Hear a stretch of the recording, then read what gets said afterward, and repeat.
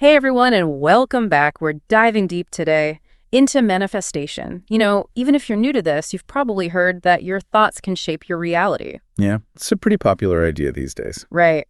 Well, today we're going to unpack an interview with Gayathri, a manifestation expert. She was on the Something Bigger show on YouTube. We'll explore how to rewire your subconscious, overcome traumas, and become a vibrational match for your desires. Kind of like upgrading your internal software. I like that analogy. It's about aligning your inner world with your outer goals. Exactly. And we're so lucky to have our amazing expert speaker here to guide us. You always bring such a clear and grounded perspective to these topics. Well, thanks. I'm excited to dive in. Manifestation can feel a bit mystical sometimes, so I'm happy to help make it more practical. Awesome. So Gayathri starts off strong, saying that most people are depressed and anxious because they've lost touch with who they truly are. What do you think about that? It's a powerful statement for sure. I think there's a lot of truth to it. I mean, in today's world, we're constantly bombarded with messages about who we should be, successful, fit, popular. It's easy to lose sight of our authentic selves. Totally. Like we're trying to fit into a mold that wasn't made for us. Exactly. Yeah. And that can create so much inner turmoil. It's so true. It's like we're chasing external validation instead of listening to that inner compass. Oh, and Gayathri shared this really powerful story about a client who cried for days as part of her healing journey. It was intense, but it highlighted the importance of emotional release. Right. It reminds us that healing isn't always pretty or comfortable. A lot of us have been taught to suppress negative emotions, but they don't just disappear. They get stored in the body. Creating blockages. Yeah, preventing us from moving forward. So allowing ourselves to feel those emotions, even if it's painful, is a crucial step in healing. It's like we need to acknowledge those emotions, give them space. Sometimes you just need a good cry, which actually reminds me of another mind-blowing concept Gayathri shared, that emotions only last 90 seconds in the body, unless we keep them alive with stories. Can you break this down for us? What does that even mean? Okay, so picture this. Someone cuts you off in traffic. You feel that initial surge of anger. That's the natural emotional response, right? Yeah. It lasts for about 90 seconds. Okay, I'm with you. But then we start replaying the incident in our heads, adding our own commentary. This jerk did that on purpose. They have no respect. And suddenly we're fueling the anger with thoughts, keeping it alive long after the initial trigger is gone. So it's not just the event, but our interpretation of it that keeps us stuck. Exactly. And this brings us to the concept of the pain body. Ooh, I've heard of that. It's basically that collection of past hurts and traumas that can hijack our reactions in the present, like carrying around a heavy backpack filled with all that emotional baggage. It weighs us down, keeps us from experiencing the joy and lightness of the present moment. I think I have a little pain body action going on. Like sometimes I react defensively in situations because of old hurts. It's like those wounds are still there. That's a great observation. It shows you're already aware, which is the first step, to create that separation between a stimulus and your response. Well, mindfulness is key. Things like meditation or the 4-7-8 breathing technique can help interrupt that automatic reaction. That 4-7-8 thing, so you inhale for 4 seconds? Yep. Hold for 7, exhale for 8. It's a simple technique that can really help to calm the nervous system, give you a chance to choose a more empowered response. I'm definitely going to try that. Okay, now for one of Gayathri's most intriguing statements. She said, "You never get $1 million in your life before you become the $1 million person." How do we actually become the version of ourselves that attracts our desires? Okay, so think of it like this. If you want to attract abundance, you need to start embodying abundance in your thoughts, feelings, and actions. You need to shift your mindset and align your inner world with your outer desires. So it's not just about wishing for $1 million, it's about being that successful, abundant person. Exactly. It's about cultivating the beliefs, habits, and actions that align with that desired state. For example, a successful entrepreneur is driven, resilient, adaptable, and believes in themselves. Becoming the $1 million person means cultivating those qualities within yourself. It's like an inside-out approach. We change our internal reality, and then our external world reflects that shift. Precisely. And that's where things like visualization and affirmations come in. By vividly imagining yourself living that reality and repeating positive statements, you're essentially reprogramming your subconscious mind to align with your goals. It's like we're consciously creating our reality. Now, Gayathri shared this 6-step savers routine for starting the day. It stands for silence, affirmations, visualization, exercise, reading, and scribing. What's the big idea behind this? It's all about starting your day with intention.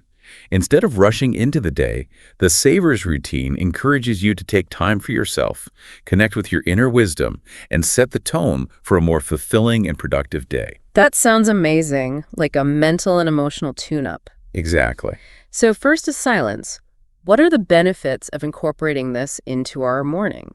That period of quiet contemplation, whether through meditation or just sitting in stillness, helps you to connect with your inner wisdom, to set intentions for the day, create that space for clarity and peace before the busyness kicks in. And then we have affirmations. We've touched on those already, but why are they so important? Affirmations are those positive statements that help reprogram our subconscious beliefs. By repeating phrases like, I am worthy, I am capable, or I attract abundance, you plant those seeds of positive change in your mind.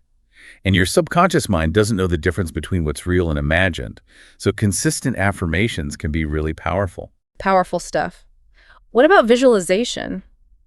Gayathri emphasized feeling the emotions associated with your desires, not just seeing them. Why is that so important? Because visualization is most effective when it's a multisensory experience. Don't just picture your desired outcome. Imagine living it. See it, hear it, feel it. Engage all of your senses to make it as real as possible for your mind and body. Those emotions are what help solidify your vision and draw it closer to you. Wow, that's really powerful. Okay, next up is exercise. This is about more than just physical fitness, right? Absolutely. This step is about getting your energy flowing, releasing any stagnant energy that might be blocking your manifestations. It could be a brisk walk in nature, a yoga session, or even dancing to your favorite music. Anything that gets you moving and feeling alive. I love that. Then it's reading, which can be such a great tool for growth. It really is. Reading exposes you to new ideas, perspectives, and knowledge that can expand your consciousness and inspire you on your journey. Choose books that resonate with your goals and aspirations, whether it's personal development, business, spirituality, or any area you're passionate about. And last but not least, we have scribing. What's so special about putting pen to paper? This step is about expressing yourself freely and creatively.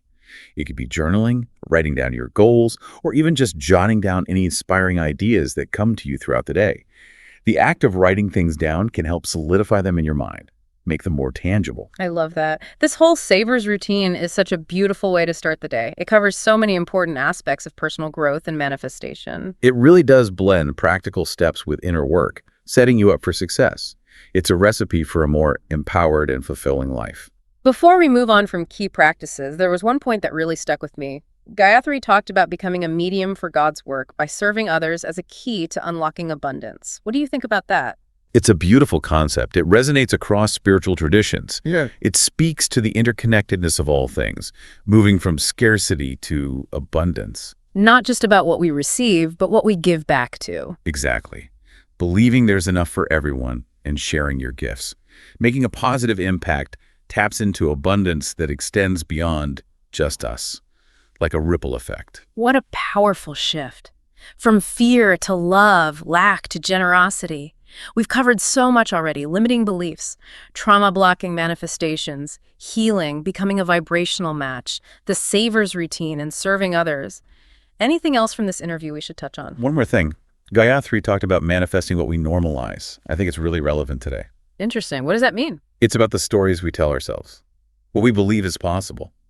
If we always see wealth and success, we might start normalizing that, even if our lives don't reflect it yet. Makes sense. But if it's all scarcity and struggle, we might limit ourselves without realizing it. Like a blueprint based on what we think is normal. Exactly.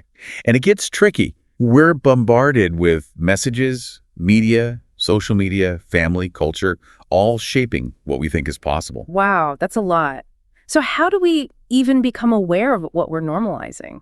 Filter out the noise. Self-awareness, Mhm. paying attention to our stories, thoughts, feelings, noticing what's going on inside. Like a mental inventory. What beliefs are just taking up space? Which ones don't fit who we are now? Yes. And it's ongoing. We're always changing. Regular check-ins are important. Make sure our beliefs match our goals. Like spring cleaning for the mind. Out with the old, in with what supports us. Love that. And the result is feeling lighter, brighter. Like Gayathri said, the body knows how to process trauma, but we're so disconnected we've lost that ability. So true. We're told to suppress, toughen up, put on a happy face. But that stops our bodies from doing what they're meant to. Exactly. Like holding a beach ball underwater. It takes effort, and it'll pop up eventually, maybe in a way we don't want. So how do we reconnect with our bodies? Let them heal. Mindfulness of physical sensations. Instead of distracting, pause, turn inward and notice. What are we feeling? Where? What's it telling us? Curiosity and compassion for our bodies. Yes. Create a safe space to feel, no judgment. Those emotions are messengers, not the enemy. Beautiful. They're signposts Yeah. guiding us. Listen with compassion, and they can lead to huge transformation. Like Gayathri's client, crying for days, finally feeling, and it led to a breakthrough with her parents. Powerful example of what happens when we stop resisting. Let it flow. It can be messy, but we release what's not serving us, and something new can emerge. Clearing out the cobwebs for fresh air and sunshine. I love that. That's what allows abundance and joy in, a fertile ground for our dreams. Gayathri also mentioned procrastination being an addiction to emotional cycles. Interesting thought. Yeah, like we get something out of procrastinating, even if it stresses us out. Right. Big project due, put it off, stress and anxiety build. The body gets addicted to that adrenaline. It becomes a familiar pattern, even if it's unhealthy. We're training ourselves for unhealthy patterns. It often happens subconsciously. Mindfulness of our emotional patterns can help us interrupt them, create healthier ones. So when we're procrastinating or self-sabotaging, ask ourselves, what am I getting out of this? Exactly. What's the motivation? Control? Avoiding discomfort? Maybe even fear of failure. Become our own emotional detectives. I like that. Understand why we do things and then change the script. Choose patterns that support our well-being. Reclaiming our power, becoming conscious creators, like we're trading in that old operating system for something new that lets us really live our lives. Such a great metaphor. It shows how much potential for transformation we all have. This has been amazing. So many insights. But before we wrap up, I want to go back to becoming a vibrational match for our desires. That can sound kind of abstract. Any real-life examples? Sure. Let's say you want a loving partner. What would they be like? Kind, compassionate, a good communicator, shares your values. Becoming a vibrational match means cultivating those qualities in yourself. So we become what we're looking for, our inner world matching what we want outside.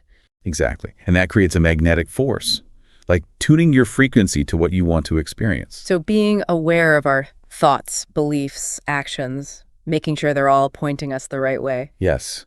It's a holistic process, mental, emotional, physical, spiritual. That alignment is powerful for manifestation. Which brings us back to normalizing realities. If we manifest what we normalize, what are we unintentionally normalizing right now? That's a good question for our listeners to think about. It really is. What are our thoughts, beliefs, the info we consume? Is it helping me grow, or is it just reinforcing old limits? A call to be conscious creators. Choose what aligns with our best vision for ourselves. Beautifully said.